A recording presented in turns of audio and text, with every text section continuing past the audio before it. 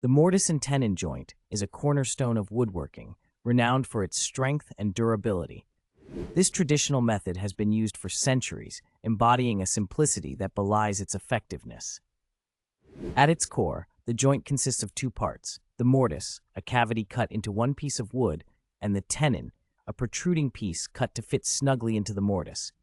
The result is a joint that can withstand significant stress and strain, crucial for structural integrity in buildings and furniture. The process of crafting a mortise and tenon joint requires precision and skill. First, the mortise is typically cut into the frame or larger piece using a chisel or mortising machine. The tenon is then carefully shaped, often with a saw or router, ensuring it matches the mortise's dimensions for a tight fit.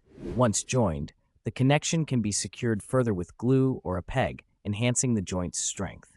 This technique is favored for its ability to lock pieces together without relying heavily on nails or screws, preserving the wood's natural beauty.